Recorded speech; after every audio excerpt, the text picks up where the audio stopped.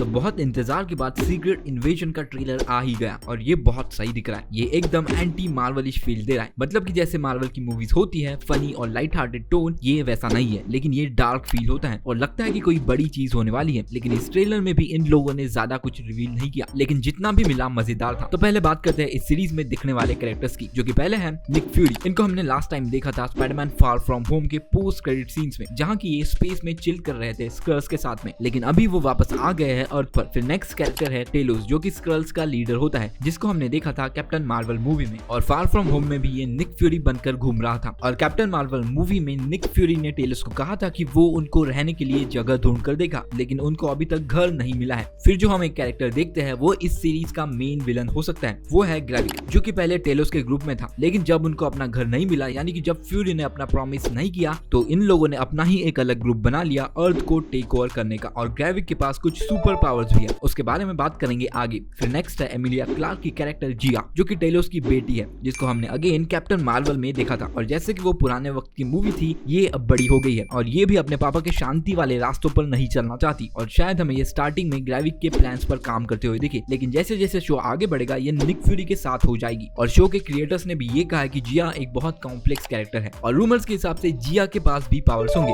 फिर next character है Everett Ross, जिनको कि हमने फिलहाल में देखा था वकांडा फॉरएवर में, और जैसे कि उन्होंने उस मूवी में वकांडा की हेल्प की थी, CIA इनके पीछे पड़ी होगी। फिर हम अपने रोडी भाई साहब को देखते हैं और ये इस सीरीज में प्रेसिडेंट का राइट हैंड मैन होंगे, जो कि बहुत से डिसीजन लेने की पावर रखते हैं। फिर ओलिविया कॉलमैन की कैरेक्टर, जो कि एक MI6 एजेंट होगी। तो MI6 एक सीक्रेट एजेंसी है यूनाइटेड किंगडम की, जैसे कि हमारी रॉ है, और ये कैरेक्टर अपने देश यानी कि UK के इंटरेस्ट के बारे में पहले सोचेगी, और ये हमें अनएथिकल चीजों का इस्तेमाल करते हुए भी दिखती है इस ट्रेलर में। फिर नेक्स्ट है मारिया हिल, जो कि शील्ड का एक बहुत इंपॉर्टेंट पार्ट थी, और हम सीक्रेट इन्वेजन के टीजर में ये देख चुके हैं कि मारिया हिल ने बहुत बार ट्राई किया था फ्यूरी से बात करने का, लेकिन फ्यूरी ने उसके कॉल्स को रिस्पॉन्ड ही नहीं किया। लेकिन जब मारिया हिल ने फ्यूरी को ये बताया कि स्क्रल्स का सीक्रेट इन्वेजन अर्थ पर शुरू हो चुका है, तो फ्यूरी उसको रिस्पॉन्ड करता है और अर्थ पर भी आता है। तो अभी बात करते हैं इस ट्रेलर की। ट्रेलर शुरू होता है फ्यूरी को एक लोकेशन पर सीक्रेटली जाते हुए, जो कि आगे हमको एक न्यूक्लियर बेस दिखाया जाता है, तो ये वही जगह हो सकती है। फिर टेलोस का कैरेक्टर ये बोलते हुए दिखता है कि चीजें अभी बहुत बुरी हो चुकी है जब से फ्यूरी ने लेफ्ट किया, और ये उसी को लेकर हो सकता है कि स्क्रल्स का एक एक्सट्रीमिस्ट ग्रुप बन चुका है, जो कि फ्यूरी के प्रॉमिस पूरा होने का वेट करते करते थक गया है और अपनी जगह फोर्स से लेना चाहता है। इसके आगे हम ग्रेविक के कैरेक्टर को भी देखते हैं, जो कि एक बॉम्ब को डिटोनेट करते हुए दिखता है, और बैकग्राउंड से ये रशिया का सीन दिखता है। फिर हमें मार्वल का लोगो दिखाया जाता है ग्रीनिश टिंट में, लेकिन इस बार मार्वल के लोगो पर भी ब्लड के चीटे हैं, जो कि इस सीरीज के डार्क होने का एक साइन है। फिर हमें फ्यूरी को बात करते हुए दिखाया जाता है ओलिविया कॉलमैन के कैरेक्टर से, और वो फ्यूरी को एज ओल्ड फ्रेंड करके रेफर करती है, तो हो सकता है कि फ्यूरी की ये पुरानी दोस्त हो। और इस सीरीज के क्रिएटर्स के हिसाब से फ्यूरी बहुत से उसके जैसे लोगों के साथ मिलेगा, जो कि एक पावर की पोजीशन पर है, अपने काम करने के लिए लॉ से बाहर जाने को तैयार है, और उन्हीं में से एक होगी ये MI6 एजेंट, जो कि देखने से विलन टाइप की फील देती है। इवन आगे ये एक टॉर्चर सीन में भी दिखती है। फिर हम वही सीन देखते हैं जो कि हमने टीजर में दिखाया गया था ग्रेविक के कैरेक्टर के साथ टीलोस का, जो कि ग्रेविक की पावर को बताता है कि ये कैरेक्टर क्या कर सकता है। इवन आगे भी हम इस कैरेक्टर्स को सुपर पावर्स यूज करते हुए देखते हैं, तो हो सकता है कि ये एक सुपर स्क्रल हो। सुपर स्क्रल क्या है?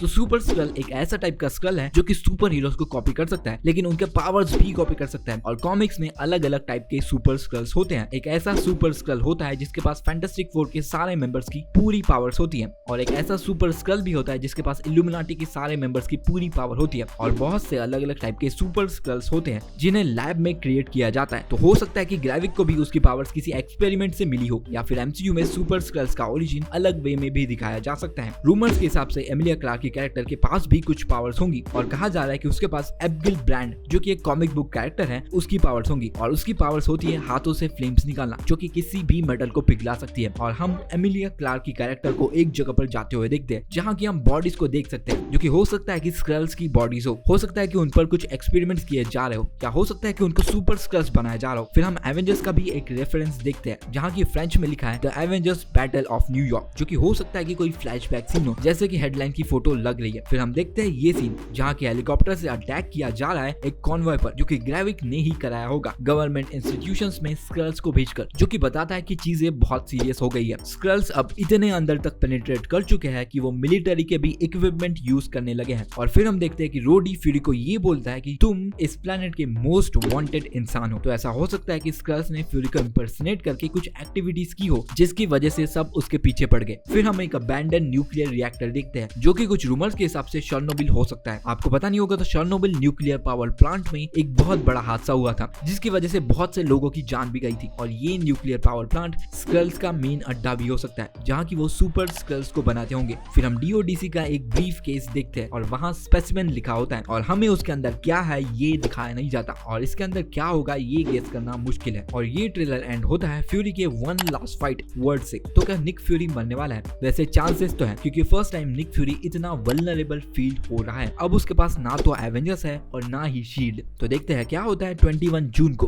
तो अगर आपको ये वीडियो पसंद आया हो तो लाइक करो और सब्सक्राइब करो।